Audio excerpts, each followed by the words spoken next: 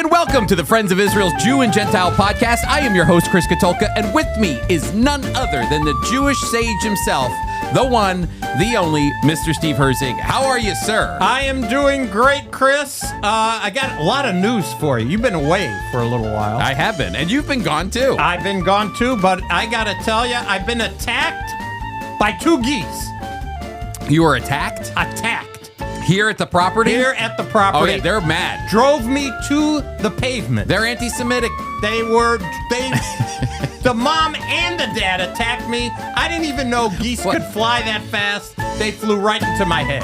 Well, welcome in. You know, my mind is racing back to a few weeks ago when we did an episode and you were featuring a beautiful bird that Alice, your wife, loved in Phoenix. And you had like a doll version of it that you bought, like Yep. I don't even know what was it, like a pretty little doll that you had of that particular stuffed doll. animal. A stuffed animal. Thank you. Yeah. I couldn't get that out. No problem. And then now you're telling me that the beautiful birds that were in Phoenix, amazing, but now you get here back at the property and the geese attack you. They do not attack in Arizona. But here, I'm just I'm doing the chivalrous thing. I said to Alice, she's in the office here. I said, I'm going to go and get the car, pull around, and pick you up. Great. So I'm walking along the way, and the father goose first hisses at me, so I keep walking. But he starts to walk faster. He's coming right after me. And so I keep walking. He starts to fly. And his wife, sitting on the egg, she gets off the egg and she flies. And they are coming right in my eye. I mean, I stumble, I hit the curb, and what happens? This is the guy with the fake hip. Oh, that's true. Go right to the cement. And I'm telling you, all 170 pounds of me hits the pavement, and I get up. And just like the last time I got up, only I went down. This time I went up and I stayed up, but the goose wouldn't even let me get my briefcase. What did you do?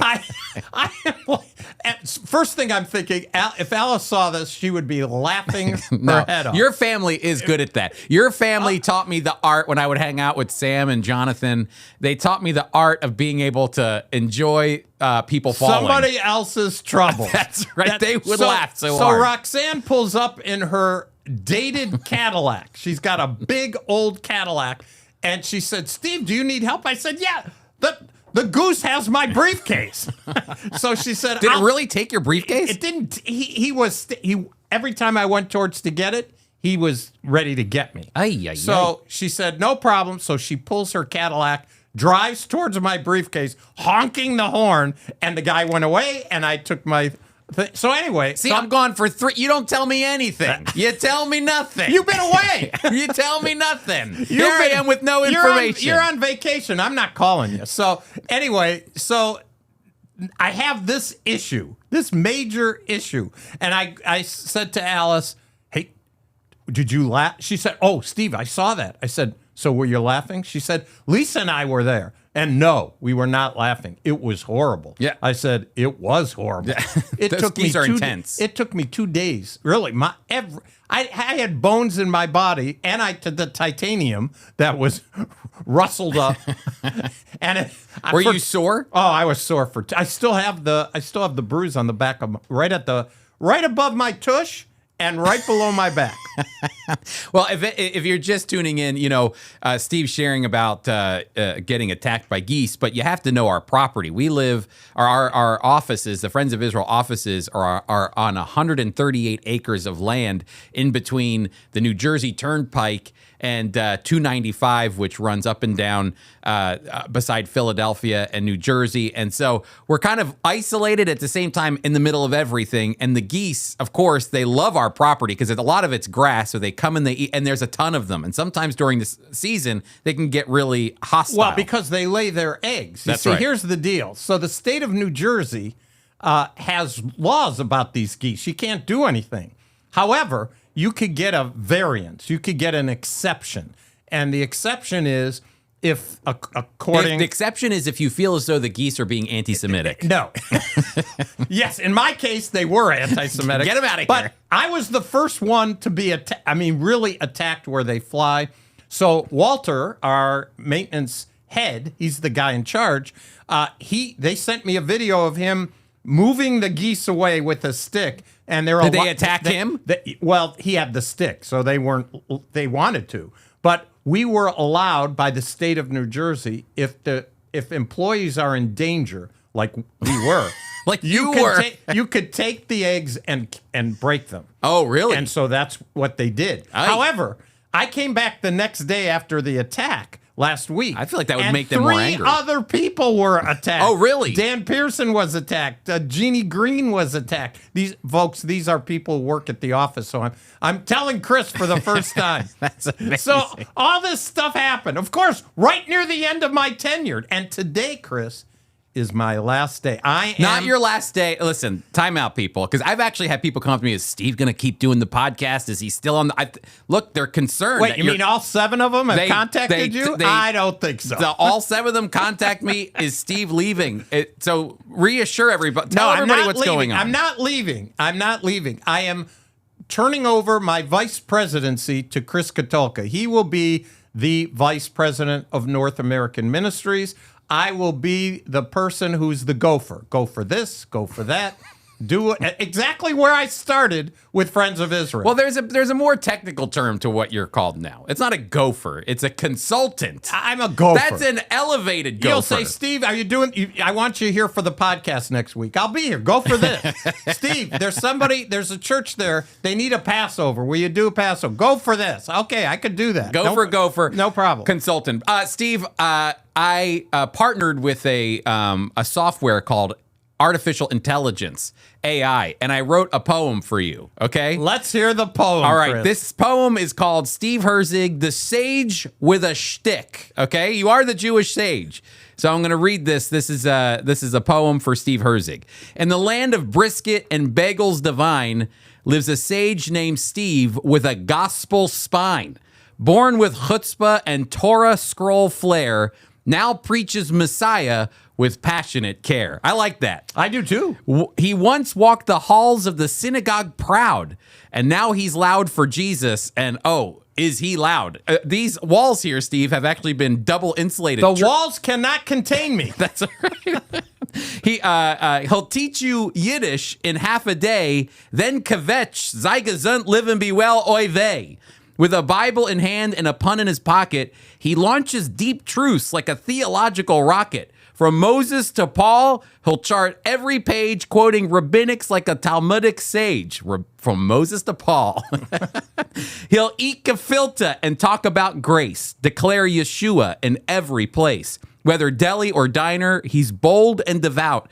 If there's chopped liver, Steve will find out. That is true. That is very true. I've seen you. He's a mensch with a mission, a voice for the king, who's known to make Gentiles dance and sing, which I know that's true as well when we go to our conferences and those Gentiles are dancing. They are doing the hora. For decades, he's labored with humor and heat to show that Jesus makes Judaism complete. So raise a glass or seltzer, no fuss, to Steve, our sage, who teaches to us that loving the Lord and the Jewish nation is a match made in holy, divine revelation. Thank you, Chris. That is a great one, and I will frame that baby. Oh, you have to be. I know you're a patient man. You just got to be patient. Things are going to roll out. Well, There's anyway. a rolling out, Steve. Well, Chris, here's what I got to tell you. I've been going chronologically through the Bible, and I know that God has a sense of humor. I've found many verses that have made me laugh, but today, this morning, 5 a.m., I was in my little room with the light on, going April 30th, 2023. That's the verses I was supposed to read. From April 30th, 2023. I mean, 20. Sorry. This is going to fit perfectly with this passage. Look, that's right. What a great illustration. This is perfect. A living illustration. It's not 2023, it's 2025. There you go. Anyway, all right. So in 2 Samuel chapter 19, this was part of the verses I was to read for today. And it starts off, and Barzillai, or Barzillai, as it might be, Barzillai. So, Chris, I said, oh, there's an Italian guy. That's right. But no, everyone thinks it's Malachi, but it's actually this guy. It's a Gileadite. Barzillai the Gileadite came down from Rogelim and went across the Jordan with the king. He's talking about King David. Chris, this is right after Absalom has died, and David has cried over his son. And so Barzillai is going to escort him across to the Jordan. Now, Barzillai was a very aged man. So now God's speaking to me here. Yeah. It's April 30th. Barzillai was an aged man, 80 years old. I'm not 80. I'll be 72 in June. So it says he's an old man, and he provided the king with supplies while he stayed in Mahanaim, for he was very rich man. So Bada bing. I can't relate to that, but I can relate to being a little older. And the king said to Barzillai, come across with me, and I will provide for you while you are with me in Jerusalem. The king says, hey, come along. I'm going back to Jerusalem. I'll take care of you. And here's his reply. Now, I read this, Chris, in the Living Bible, which is the New Living Translation. The New Living Translation. NLT. That's right. And that's what I'm going through. And so I know it's a paraphrase, but that's what I've elected to go through chronologically. But the paraphrase, when we were talking about this before the show started, almost adds to the humor of this experience. It is fantastic. So here's what it says. I'll give you kind of both. I don't have the New Living Translation in front of me. I'm reading from the New King James. It says, Barzillai is talking to the king. I am today 80 years old. So he's telling the king, hey, David, I'm 80 years old. Can I discern between good and bad? In the New Living, it says, do I know what's going on? I'm 80 years old. It's 2023. I don't know what's going on. That's right. It might be 2023, 2024. What do I know? What do I know? What do I know? Can your servant taste what I eat or what I drink? The New Living says, I can't taste anything. I drink, I eat. I don't know what I'm eating. I don't know what I'm drinking. Yeah. Forget about it. So, Forget about it. Can I hear any longer the voice of singing men and singing women? It's no use to hear music. I can't hear. I can't hear a thing. Zeigazund. So he's telling the king, I can't taste. I can't hear. I don't know what's going on. And so he says, why then should your servant be a further burden to my lord the king? You know what he said? Hey, I'm no good for you to take. Just leave me here. I'll see you to the water. Have a great journey back to Jerusalem, and I'm going back to die. In fact, that's what he says. Your servant, in verse 36, your servant will go a little way across the Jordan with the king. And why should the king repay me for such a reward? Please let your servant turn back again, that I might die in my own city. And there it is. The God is giving me my verses for the day. You're old. Let Chris do it. You don't even know what's going on. Zeigazund. Hey, look. You know, Barzillai, the Italian. He's the Italian stallion. Okay. You know, he sounds like he's saying I'm old, I can't move. But I have to be honest with you, Steve. You are not like that. You're hopping over. Hey, Chris, I just said it's 2023. I know. That one was funny. You didn't do that on purpose. No, I didn't. I confess. And I'm only 72. Hey, look, Acts 13:36, Steve. It says, David, after he had served his own generation. So, you know, there is a reason the gospel, even the book of Acts talks about the fact that, you know, David knowing himself knows that you serve every generation. There has to be a generational handoff, a baton handoff. And I have to tell you something. Steve has done an absolutely amazing job of seeing the need for the handoff for a long time. Has done an amazing ministry of building North American ministries. That's the department that this podcast is a part of. Really, when you hear the podcast, that's Steve's vision of making all of this happen, to reach people with the truth of the gospel, to teach about the importance of Israel and the Jewish people to Bible-believing Christians. That's all a part of your of who you are. It's your DNA. And your DNA is the DNA of Friends of Israel. So it was a one-to-one connection. And so, you know, this isn't even I don't even know why it's not even a farewell. It's just, hey, I'll see you next week. You're going to be back for the podcast. Hey, Chris, they asked me to come tomorrow. You're back in already. Tomorrow, you're interviewing me for the media department because what do they call that word? It's IMG. Feature IMG author in of the magazine. Yeah, it's IMG in depth. Israel, My Glory in Depth, where we look at an. How do people see that? Well, when it airs, they'll be able to watch it. No, but they could see other ones. Oh, yeah, it's all on YouTube. Tell the audience how they can see it. Well, it's on YouTube. Well, Steve's isn't up yet. Well, not just mine, any of them. That's when you go to FOI GM at our YouTube page. Do it once again. So you've been doing this for over a year now. Oh, well, yeah, a long time. We've been That's doing. right. So they could see authors talking about their articles. That's right. So if you go to FOIGM in YouTube, that's our call name, FOIGM, Friends of Israel Gospel Ministry, you'll see all the various videos that we have, and you'll see episodes like with Steve. I did one with Jim Showers not long ago. And so if you want to catch up on what's going on with our magazine, Israel My Glory, a couple of things, Steve. Number one, we need to highlight this more, but if you've never received Israel My Glory before, you can get a 1-year free subscription, and that link is actually in our show notes. So if you go there, you can sign up, bada bing, bada boom. And Steve, I always like that you always push the digital version. I love the digital version. I know, and it's important. There's a reason why you love the digital version. Because I do research from there. You could go all the way back to 1980. Yeah. And I'm getting that right, 1980. I'm not living in 1980 right now, but you could go all the way back to Israel My Glory in 1980. All the magazines from now all the way back then. And Chris, for instance, if somebody was researching Ezekiel 37, the dry bones, or for that matter, 38 and 39, which currently we're doing the PUCs, and our topic is from Ezekiel 38 and 39. Do you know how many articles over the years IMG has published about those three chapters? It's got to be 15. You could get it from the perspective of 6 different or 7 different authors, and each one has nuance that's a little bit different.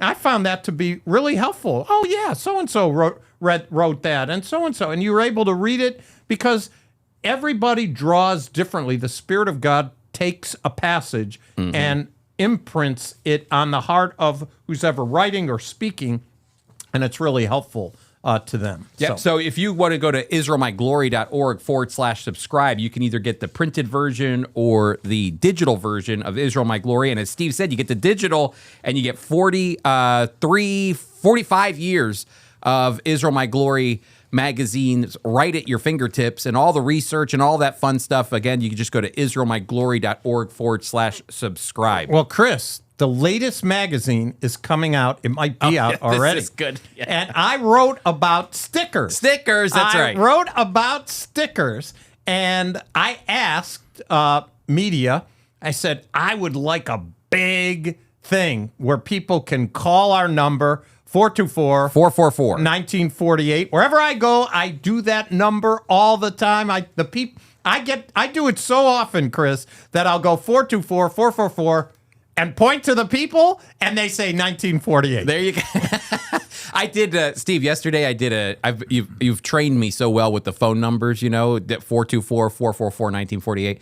I had to do a share-a-thon for a radio program for our radio network that our radio program, the Friends of Israel Today, is on. And so they're trying to raise funds to keep the network going. And they said, Chris, would you mind sharing this number so that people call in? And I said, no problem. And every time I did it so many times, Steve, they were laughing their heads off. I could see them on Zoom laughing because I would say the number and they just would say, you're hired. I said, that's because we do our own numbers, which you can text us at 424-444-1948 and get your free stickers. Steve, and then I just want to say this too. The free stickers are stickers that support Israel and the Jewish people. We'll have more information about that for you soon. Hey, Steve, this one you sent to me, I thought this was so funny. This comes from Jonathan Marks. I have no idea who Jonathan Marks is, but my wife found this on Facebook. On Facebook, okay. And as soon as she said, Steve, you have to see this. So I did. I said, send it to me. All right. So I'm going to say the question, Steve, and then you follow up, and then we'll have a discussion, okay? So this comes from a Facebook post that Alice found, and it says this: want to learn Jewish meditation? Well, then begin practicing letting the other person finish their sentence.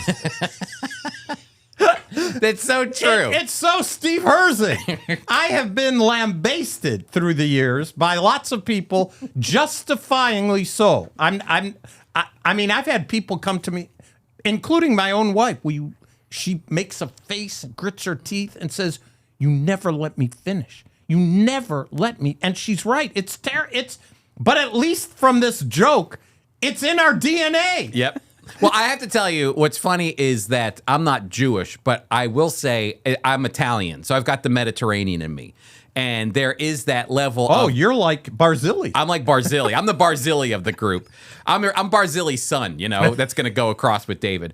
But the point, though, is that I have to train myself to, I don't even know, sometimes I'll grip the edge of the seat. I don't know if you're like that when someone's talking because I want to say bite something. my lip. Oh, I'm sitting there and I'm saying, Chris, wait, hold, because sometimes it comes out, slow talk. I'm not a slow talker. Let's get this out right now. That's right. Slow talkers. I love slow talkers, but when Do you think Jesus was a slow talker? I don't think he was a...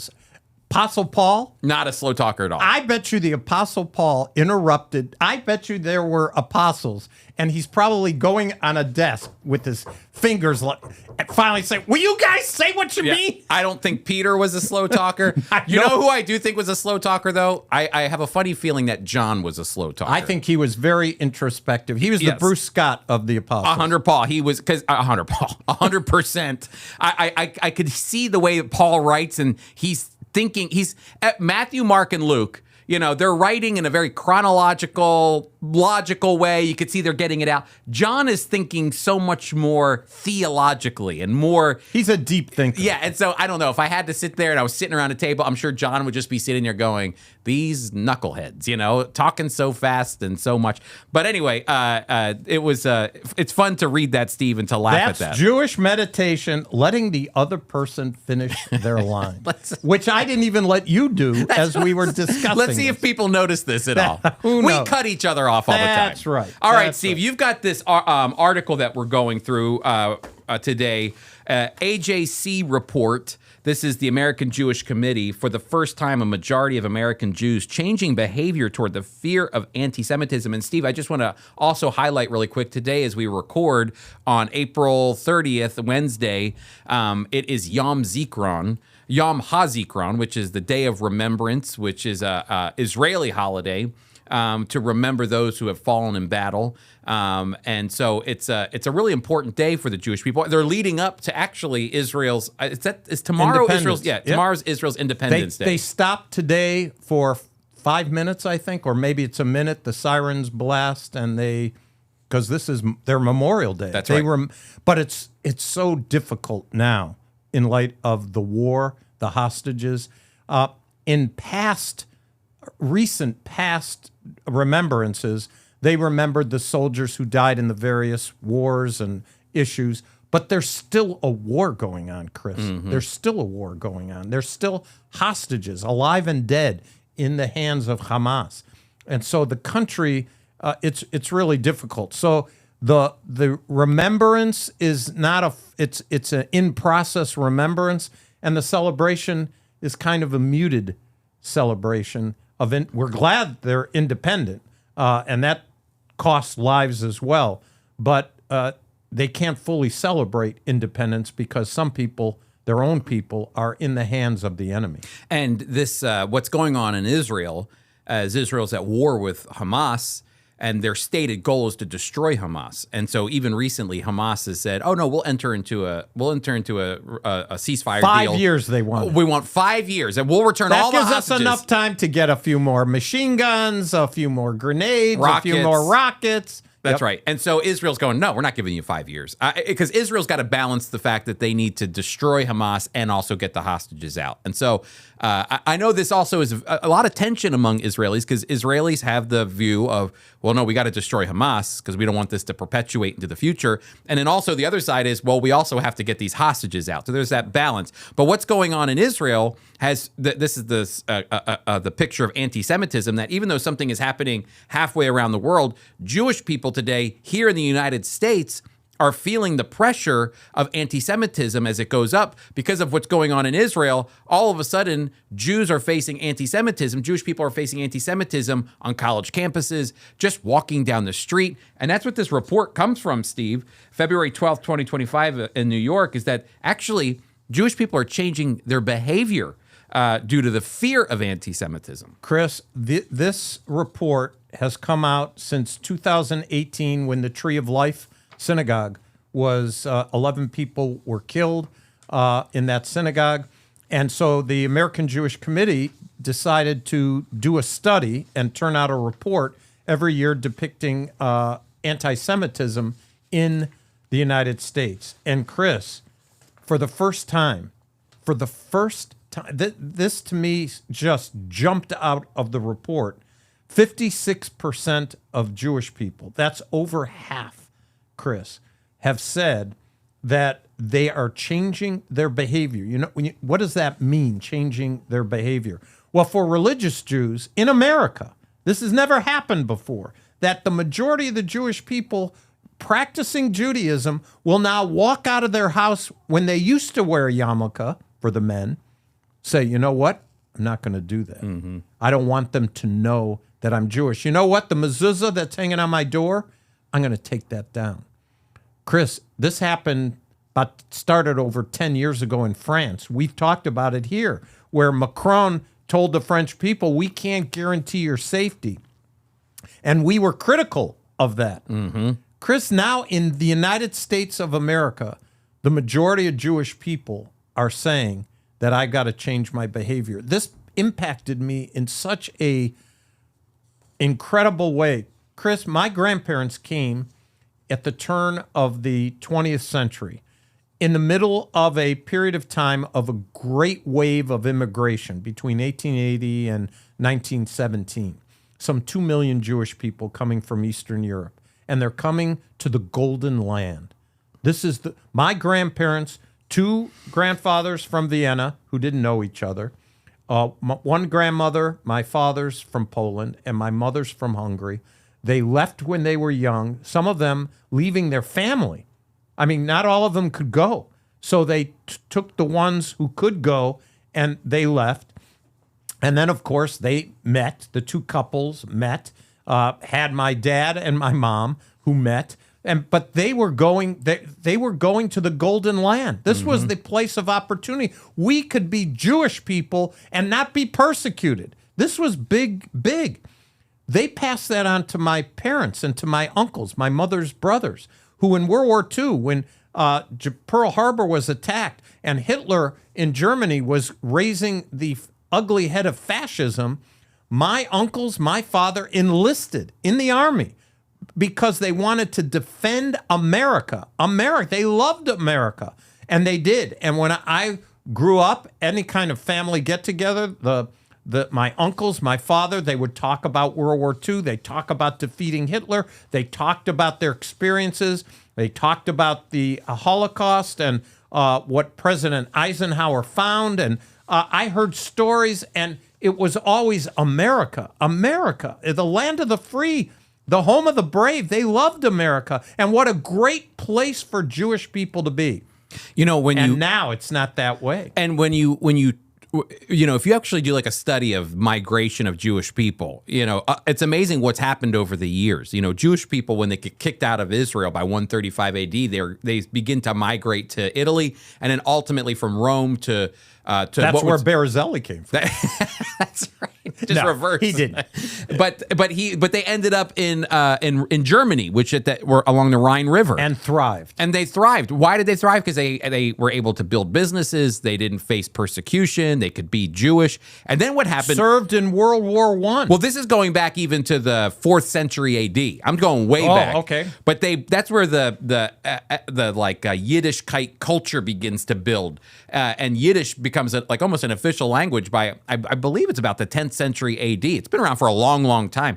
But what happens is from Germany, the Jewish people begin to face extreme persecution throughout those centuries that they go, forget this. We're out of here. So what do? They begin to pack up and they move further east into what is known as Poland and into the Eastern European countries, because that's where they find more freedom. So they're migrating out of Germany and they begin to move up there. And that actually becomes, over time, the major hub of Jewish, Ashkenazi Jewish culture. 3.5 million Polish Jews. That's right. And at the same time, you have Sephardic Jewish people that are in Spain, and Portugal, yep. They begin to face persecution during the time of the famous Rabbi Maimonides, and they're in Spain and Portugal, as you're saying. And what do? They face persecution. They face the Spanish Inquisitions. And where do they go? They begin to go south into the northern Africa, to Libya, and they begin to spread out even into the Middle East. That's where the Sephardic Jewish population goes. And then America pops up, and they begin to move over here to the west. But the point is if you actually look at the last 80 years, of Jewish migration. It's interesting because they were so spread out. Jewish people are so spread out in Europe and other areas of the world. And then all of a sudden, it's kind of in 80 years, it's become two major locations of the Jewish population, America and Israel. In just 80 years, Israel's become the most populated Jewish area in the world. And then America not far behind it. Everywhere else are pockets, Steve. I don't think there's anything more than 500,000 Jewish people in any other country. France and Canada have under 500,000, and they would be 3 and 4. They would be 3 and 4. And then you look at the UK, I think it's down to 200,000 Jewish people. Yep. And that's all because of persecution. They migrate out and they find places where they could be Jewish. Well, what's happening now is we're seeing a rise of anti-Semitism again, to the point where Jewish people are changing their behavior, as we're seeing here, which is ultimately going to result, I believe, in a migration that's going to happen once again. And where's the only place left for them to go now, which is exactly the reason Theodor Herzl, my spirit animal behind me, wanted to create a Jewish state, was so that the Jewish people could defend themselves. And what's the only place where a Jewish person can be Jewish and celebrate their Judaism or their Jewishness and thrive as a Jewish person and all of that, start a business, is Israel. You know, the study, which is a great study, I hope you put it in the show notes for people to access. Yep.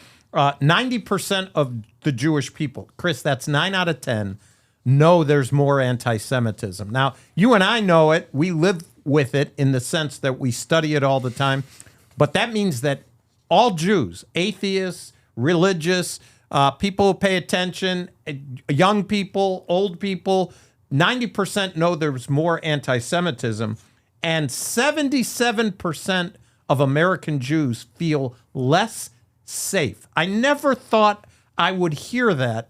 That's almost 8 out of 10 Jewish people in the United States. If you were to talk to them, they would say, and by the way, I'm Jewish, and I feel that way.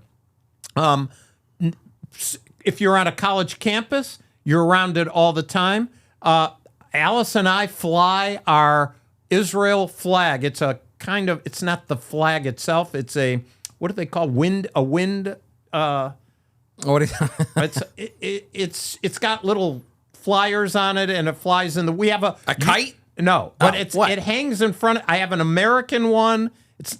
And I have a Israeli one, and it hangs from our gutter. Everybody could see that. Oh, okay. But it's not technically a flag. Well, I'm happy to do it, but I'm aware that both of them are flying. And Chris, just this last weekend, this was almost life-changing for me. You know, geese? No, not the geese. Not the geese. I'm speaking at a church in Lancaster, Pennsylvania. And it was a great opportunity. And afterwards, like you do as well, all our reps do, there's time for questions and answers. So the woman comes up to me and says, I have a Jewish neighbor. We've been friends for years. I love Israel and the Jewish people. And she said, I just heard your message. They're recording it. She said, this neighbor has come to me and asked me to remove the American flag. I fly an American flag, she said. And I said, she asked you to remove it? Why? She said, because it makes her uncomfortable. It's a sign of anti-Semitism. I said, what? After she left, I talked again, answered other questions, and another person came. I don't know if this is going on. You were in Lancaster. Yeah, this is in Lancaster. And so another person said, I have a friend who's asked me not to fly the American flag. You're kidding. And they're Jewish. And so I said, this is unbelievable. Well, Chris, I have articles. I'm currently writing an article for the magazine, but NPR, not exactly the most conservative outlet out there. The headline reads this: Trump exploiting anti-Semitism fears to undermine rule of law, warns the Jewish coalition. So this is important. We talk about yarmulke wearers and mezuzah posters and whatever. When we talk about anti-Semitism, it doesn't matter whether you're religious, politically conservative, or liberal. It doesn't matter if you're an atheist. Anti-Semitism, the feeling that somebody doesn't want you around because you're Jewish, encompasses everyone, young on a college campus, old. And in fact, the 4 categories in this study, Chris, from the American Jewish Committee, covers the various groups that there might be. That, for instance, the people to the right, 33% of Jews believe that people on the right are anti-Semitic to them. The people on the far left, they feel that there are people who are anti-Semitic against them because they're religious Jews, conservatives and liberals. And so, Chris, we might not even agree with the politic of the area, but when this statistic comes, 56% change their behavior, 77% feel less safe, 90% feel as though there's more anti-Semitism, that means that the anti-Semitism knows no politic and it knows no religious observance. They will hate you because they hate you. And Chris, that's such a valuable thing to know. We've known it a long time, but to quantify it, to actually have statistics to back it up. You know, Chris, I've told the story here. I'll tell it again. You laughed even after you knew the story and laughed. It's a true story. Why don't you read Jeremiah chapter 31 and verses 35 to 37, and then I'll tell the story. Yeah, let me get that up So here. Jeremiah chapter 31, starting in verse 35, reading 35, 36, and 37. It's a great section. It says this, "For this is what the Lord says, He who appoints the sun to shine by day, who decrees the moon and stars to shine by night, who stirs up the sea so that its waves roar. The Lord Almighty is his name. Only if these decrees vanish from my sight, declares the Lord, will Israel ever cease being a nation before me. This is what the Lord says. Only if the heavens above can be measured and the foundations of the earth be searched out, will I reject all the descendants of Israel because of all that they have done." Okay, so in the 1980s, I'm getting this right, Bruce Scott and I were trying to minister the truth of the gospel on the campus of Northwestern University. I love this story. So we said, let's put an ad in the school newspaper. And Bruce and I discussed this and said, let's advertise it this way: how to destroy the Jewish people. And so I said, Bruce, that's what I want. How to destroy the Jewish people. Let's put an ad in there. And then we said we had to put a phone number. So wait a minute, whose phone number are we going to use? That is a specific headline in order to attract people, to shake them up so that they'll come. And so I told Bruce, I've been with Friends of Israel longer than you have. We're using your telephone number. And so he agreed. And he got a call from the editor of the school newspaper demanding to know, what are you doing? Who are you people? And what kind of thing are you doing? Perfect person to ask. Bruce laid it out for him, explained it to him. The guy calmed down, obviously. But the point is, the formula to destroy the Jewish people. Look, there's no question whether you're in France, whether you're in Canada, whether you're in the United States, or even Israel, with a war that Israel's fighting on 7 fronts, Chris. 7 fronts, where each of those fronts, whether they're Hezbollah, Hamas, the Houthis, you ever wonder why all the H's?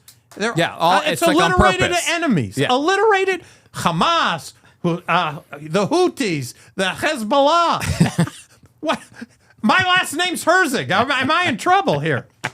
They're eyeing you. But you've got Iraq and Iran. You've got Syria. And Chris, we forget, one of the battles that Israel's still fighting is what we call the West Bank, Judea and Samaria. They're all fronts of anti-Semitism. Fight against them. But yet, with all that the Jewish people are experiencing, they're afraid. That's the point that I think people need to hear, because it can make it seem like we're saying take down your American flags or whatever. We're not saying that. We're saying the reality of anti-Semitism is is making itself known, is manifesting itself in every single aspect of not only our political culture from one end to the other of the spectrum, but also even in, Steve, like you were mentioning, it's not just in politics. It can come across in faith too, in Christianity. You know, people might go, no, come on, I'm a Christian. I love Israel and the Jewish people. You're right, but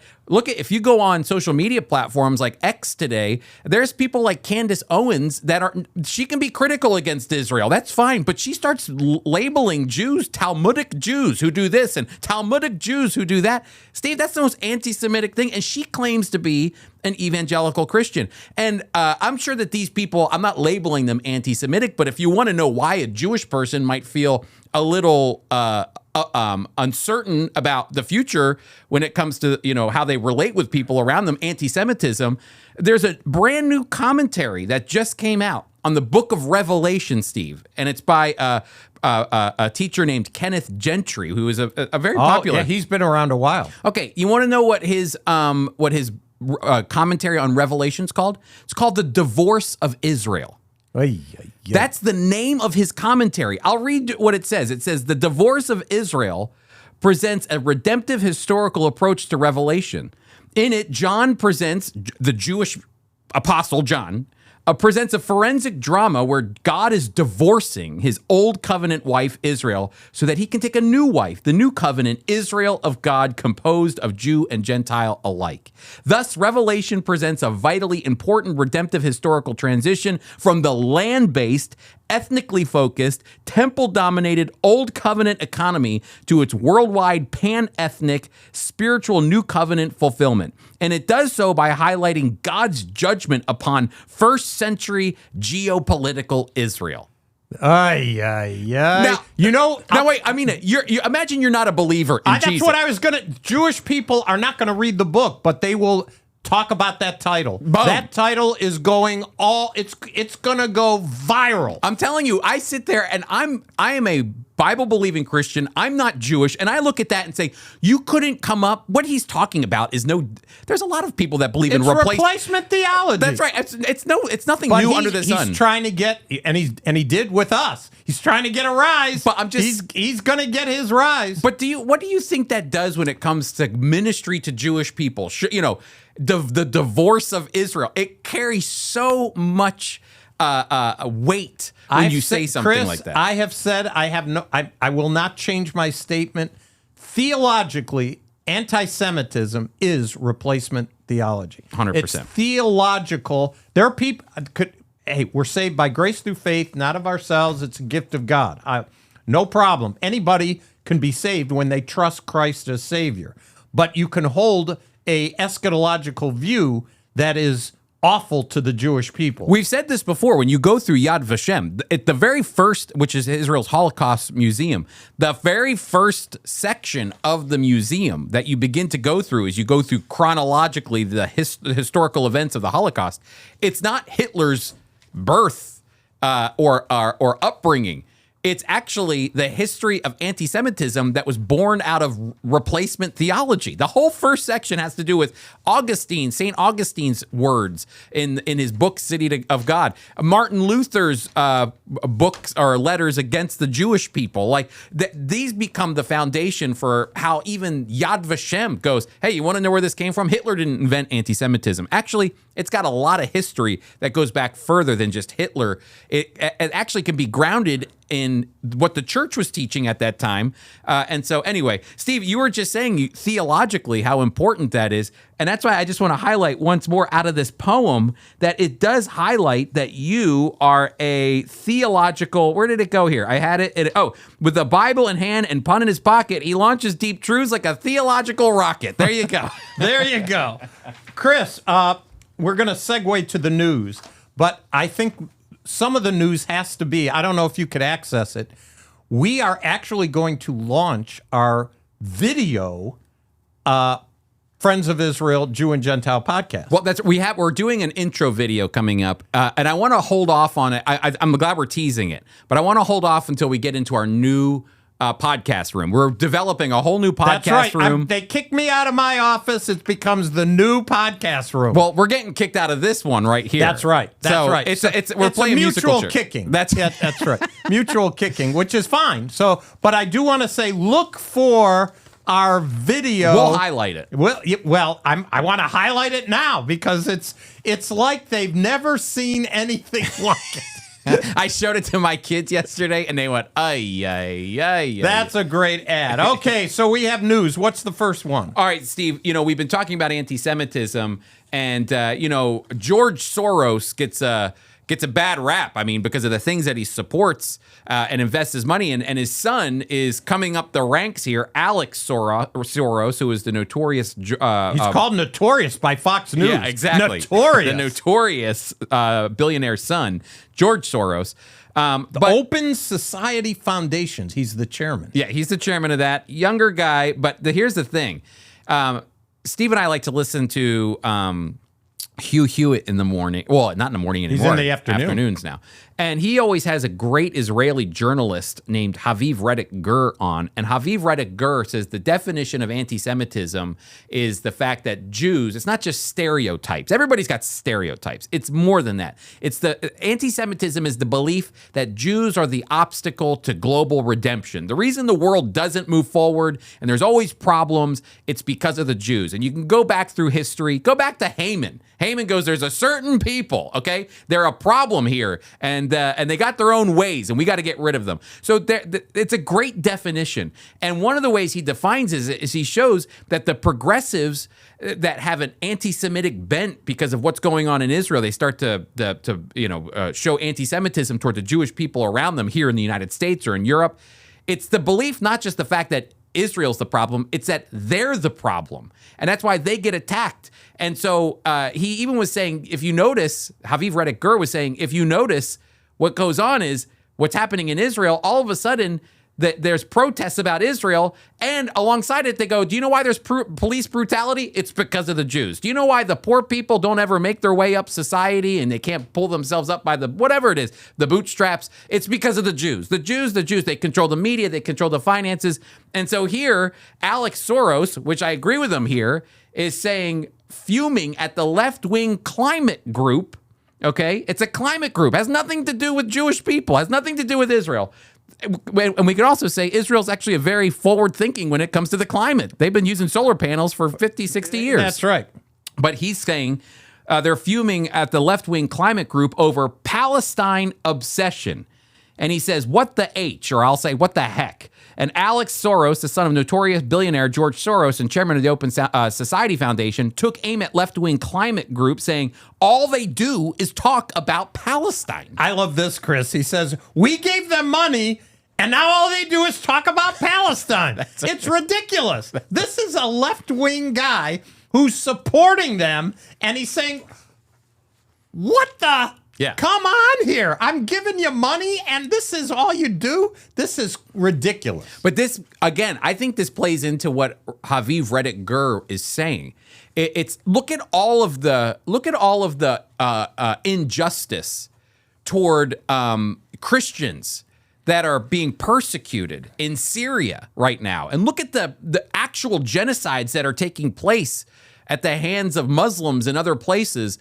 And nobody says a thing, Steve. No, there's no protests on college campuses for what's going on in Syria right now. And, there's nothing happening that you would think people would say, end the genocide, end it now, all these things. But you know what? All these left-wing groups that are getting money from programs like George Soros are going, you know what? Let's get rid of the Israelis. We don't like Israel. Palestine if they becomes get rid of the Jews, they get rid of their money. That's exactly They got bupkis. He's Jewish. That's a good point. They want to get rid of the people who are giving them money. That's right. This is like nonsense. It's a weird little circle, but I'm glad at least Alex Soros is going, where are we sending our money to? What is going on? It's a riot. All right, Steve, what do you got? Well, let's look at here we have from the J-Post, Jerusalem Post, Swiss fencers. This is from the Swiss. Turn their backs on gold-winning Israeli team. Look, we have a sports team that won. We ought to celebrate. There we go. We have the gold-winning Israeli team in their medal ceremony, have the second place team, sour grapes, and hating on Israel, turn their backs while they play the Hatikvah. That's right. Israel's foreign minister, Gideon Sa'ar, congratulated his team, the Israeli team, but criticized the Swiss team for its, quote, disrespectful behavior. And so this isn't the first time this has happened. Israel is usually the target. Sometimes I think during the Olympics, like Iranian. Sometimes they won't even participate. That's right. If an Israeli is involved. That's exactly right. Again, it just highlights the level of anti-Semitism. This is anti-Semitism. It's amazing to me that the world doesn't lose its mind when it sees this, because when China participates in, they actually commit real acts of human atrocities and terrible. And we pay $200 for Nike.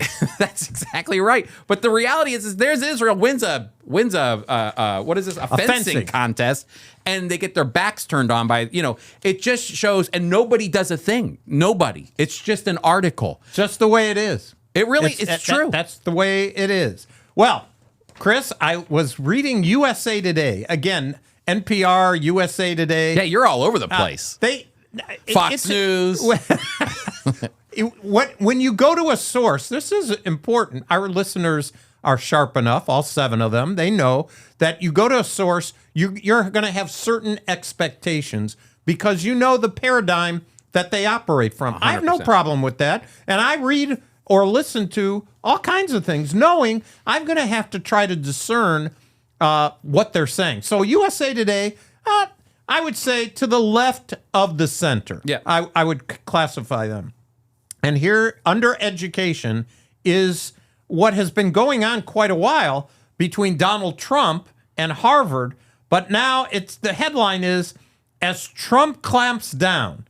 And so he's taking action against schools that have shown anti-Semitism. Remember when they were in front of the Congress, they couldn't even define what a genocide was.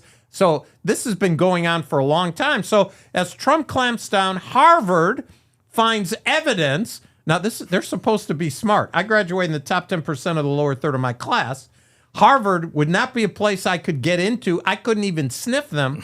But I knew before they did. You could buy a cup of coffee there. Well, I have. I visited students who have gone to Harvard. That's right. And bought coffee and spent money on campus. And people were very nice to me. You should have bought campus. a T-shirt while you were there. I should have. But Dr. Harvard, Herzig. Harvard finds out. This is new news, Chris. They find out, there's evidence for anti-Semitism. It's mind-blowing. Let's strike up the band. New news. Yeah. And also, I want to highlight, too, that it says that as Trump clamps down, Harvard finds evidence of anti-Semitism, Islamophobia on campus. It can't just be, I think this is so fascinating. Yep. It can't just be anti-Semitism, which has been the main focus of why this is all happening. They always have, whenever it comes to anti-Semitism, it always has to be lumped together. You got to put something else with there. something else to it, or maybe it's some gender this or trans that. They're constantly being lumped together. Look, if there's Islamophobia, it should end. If there's anti-Semitism, it should end. But the focus of attention that Trump is trying to crack down on is the fact that there is anti-Semitism. We know this because we saw it play out right before us when those presidents were brought before the congressional panel, and they said, "Hey, if anybody says death to Israel, death to the Jews, are you gonna? Does it break your college's rules?" It depends on context. That was an eye-opening experience, and that only had to do, Steve, with anti-Semitism. Chris, this morning, my last day here officially as a FOI employee, I go to consultant status. I met with the 2 ladies that I love to talk to early in the morning, Sharon and Martha. Oh, yeah. They have a lot of wisdom. They know what's going on. They've got that earpiece in their ear. They got news piped in 24/7. All the time. They know. I ask them what's going on. 100%. Anyway, I read to them and talked to them about this headline, and that's exactly what they said. The first thing they said, they couldn't just say anti-Semitism. They had to put Islamophobia in there. And I defended it at the time, saying, look, there are people that are Islamophobic, but you're right, and they were right, that it should be a headline by itself. Look at what they open with, the tagline. I am sorry for the moments when we failed to meet the high expectations we rightfully set for our community. Alan Garber, Harvard's president, said in a statement. Give me a break. Yeah. I'm not blaming him. There was a previous president that set the tone for this, and he inherited it. I'll grant you that. But moments? No, it's been Come on. 60% of Jewish college students do not feel as though their college can do anything to suppress anti-Semitism. That it's bad enough to know it's saying to you there's anti-Semitism, and 60% of the college students they can't do anything about it. They go, what are they going to do? Yeah. And this guy is saying, hey, look, I'm sorry for we've had a few bad moments. Give me a break. Yeah. It's more than bad moments. Actually, there have been numbers of people who could go to Harvard who have elected not to go, who are Jewish, because of the things going on. And I'm sure the they've campus. lost money with their endowments and things like that as well. I think they have. Again, I don't want it to make it seem like this is the one. Of course, we're the Jew and Gentile podcast, but the reality is all racism We're is bad. allowed to overreact, Chris. Especially, I'm serious here. Overreaction positively for Israel is few and far between. There are voices. I thank God for all of them. But if you stack them up against the voices that are against, we fall short. So let's overreact. Moments, baloney. There are much more than moments. And I'm glad that USA Today put the headline in there. Yep. And the reason they're even admitting it is in the headline. Trump clamps down. Yep. That's the reason. The interesting study would be to find out when it comes to the anti-Semitism on these college campuses. It's interesting that they put together anti-Semitism and Islamophobia, because a lot of times the Islamic community are the ones that are bringing the anti-Semitism to the college campus. 100%. So just try to get your mind wrapped around how they're trying to balance the reality. At least they're saying, yeah, it's a problem, but hey, you know what? The people that could be causing, not all of them, I'm not saying that, but could be causing the problem. Think about who they just deported. ICE just deported because of his anti-Semitism on Columbia University, Khalil. I mean, this guy wasn't even a student anymore, and he was still instigating anti-Israel rhetoric, which led to anti-Semitism and support for Hamas. Where did that come from? It was imported from the Muslim countries into Columbia University. And then we have Harvard going, it's anti-Semitism and Islamophobia. But anyway, that's just a little update on what's going on in the news. Steve, Yiddish word of the day. We have our Yiddish word for the day, and I can't take credit for it. My wife texted me this morning. She knew what we were going to talk about. And so, Chris, as we talked about this report that came out from the IJC, Golden Medina. Golden Medina. The Golden Land. America has been the Golden Land for my grandparents, my parents, and for me. Except now, that might be changing. And it grieves me to say so. The land of America has been a haven for the Jewish people. But, Chris, we know where the real Golden Medina is. It's not in America. Preach it, brother. It's in Israel. That's exactly right. And there's a new Medina coming down from out of heaven, the Golden Medina with the golden streets. And we can hardly wait. That's right, the New Jerusalem. He will interrupt all of us, mind you, as the Jewish Messiah.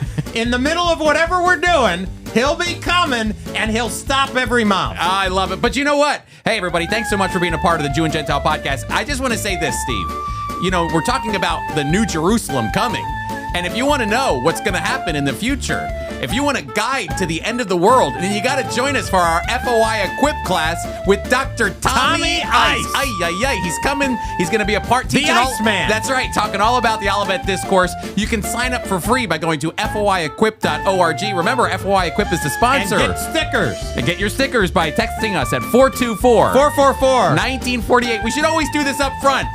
No one's listening anymore. Hey, Steve, we'll see you next week.